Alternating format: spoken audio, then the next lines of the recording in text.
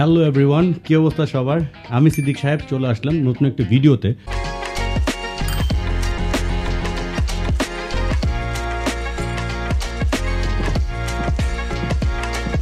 ঈদে বরাবরই অনেক নাটক রিলিজ হয় এবং বেশিরভাগ নাটক যেটা হচ্ছে গত ৩-৪ বছর ধরে আমি দেখি না। আসলে এগুলো দেখার মতো নাটক হয় না, কারণ নাটক আমি একা বসে দেখতে পছন্দ করি না। কিন্তু আজকে যে নাটকটা নিয়ে কথা বলবো সেটা হচ্ছে এক নাটক আসছে যারা অলরেডি পূর্ণজন্মের ইউনিভার্স দেখে ফেলছেন, পূর্ণজন্মের প্রিকুয়াল এরকম একটা আসছে। প্রিকুয়াল বলতে যাদের প্রিকুয়াল সম্পর্কে আইডিয়া নেই, যেটা বলে যে কাহিনী আমরা যেটা দেখতেছি, কাহিনীর যে মেন ক্যারেক্টার তার আগের জীবনে কি হয়েছিল সেটা দেখানোকে বলা হচ্ছে প্রিকুয়াল। আমরা সিকুয়াল তো অনেক দেখি, বাট প্রিকুয়াল খুব কম আসে, আমাদের বাংলা ইন্ডাস্ট্রিতে আরো অনেক কমই আসে। তো এই নাটকে অভিনয় করেছেন বেসিক্যালি দুইজন প্রমিনেন্ট অ্যাক্টর, যেটা একজন হচ্ছে তৌসিফ মাহবুব আর একজন হচ্ছে রৌনক হাসান। রৌনক হাসান বরাবরই লেজেন্ডারি অ্যাক্টরদের মধ্যে একজন পয়েন্ট, কারণ তার অভিনয় খুবই সুন্দর, এবং তৌসিফ মাহবুব এখনকার টাইমে খুবই ট্রেন্ডিং এবং সবার পছন্দের একজন মানুষ, অনেক ধরনের নাটক করতেছে। তো এর মধ্যে হাজত দেখে আমার কাছে ওভারঅল ভালোই লাগছে, খারাপ লাগে নাই।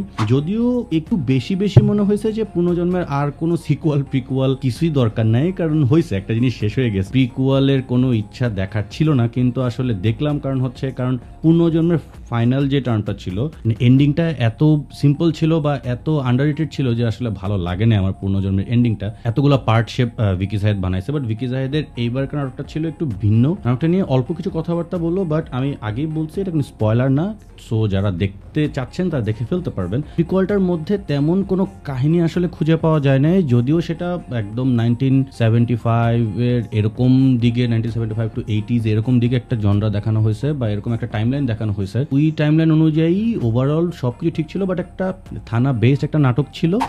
এই থানার মধ্যে সবকিছু হয়েছে, বাইরের আউটডোর শুট খুব বেশি ছিল না, এবং খুব বেশি ক্যারেক্টার এটার মধ্যে ইম্পোজ করা হয় নাই। কারণ আমি কেন জানি মনে ছিল খুব তাড়াহুড়া করে বানানো হইতেছিল, বা এটা কোনো একটা বিগার প্ল্যান আছে কিনা ভিকি জাহেদের, তা আমি জানি না, কিন্তু খুব মনে হচ্ছে একটা খুবই তাড়াহুড়া করে বানাইছে। হয়তো বা এটা প্রিকুয়ালেরও আরেকটা পার্ট আসতে পারে, এরকম একটা ব্যাপার তার মাথায় ছিল। এই জন্য সে খুব বেশি কাহিনী এটার মধ্যে জড়ায় নাই। সোশ্যাল মিডিয়া দেখে ফেলছেন যে আসলে একটা সিন বারবার খুব বেশি বলতেছে যে একটা ছেলে হবে তৌসিফ মাহবুবের, যার নাম হবে রাফসান। সো এইটা নিয়েই আসলে এত কথা, যেটা পূর্ণজন্মের, এবং কিছু সিন আছে আমি বলবো না, একটু রিলেট করে পূর্ণজন্মের। বাট এতটুকু শিওর যে প্রিকুয়ালটা দেখার পর মনে হয়েছে যে এটা আসলে প্রিকুয়ালেরও আরেকটা পার্ট আসবে। হ্যাঁ, সো আমার মনে হচ্ছে একটু কনফিউজিং হয়েছে, আমি বলতেও পারতেছি না ঠিক মতো, কারণ হচ্ছে প্রিকুয়াল পার্ট সিকুয়াল এগুলো বলতে আর নিজেরও জড়তা একটা কাজ করতেছে যে আবার প্রিকুয়ালেরও পার্ট হয়ে যাবে। মানে বেশি পেঁচাইলে আসলে সেটা খিচুড়ি হয়ে যাবে, ওই খিচুড়ি খেয়ে কোনো টেস্ট পাবো না। যদি আপনাদের সময় থাকে, আপনার এই পূর্ণজন্মের ফ্যান হয়ে থাকেন, তাহলে অবশ্যই সেটা প্রিকুয়ালটা দেখতে পারবেন। হাজত ইউটিউবে আছে, সো আপনারা দেখে ফেলতে পারেন। আপনাদের সুবিধার্থে আমি লিঙ্কও নিচে দিয়ে দিচ্ছি, যাতে আপনাদের এত খোঁজাখুঁজি করতে না হয়।